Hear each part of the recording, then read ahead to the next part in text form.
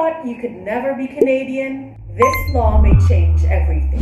Canada has officially brought Bill C-3 into force, fixing long-standing citizenship gaps for thousands of people. Bill C-3 removes unfair limits that caused many people to lose or never receive Canadian citizenship, even though they had a real connection to Canada. Here are some real-life examples.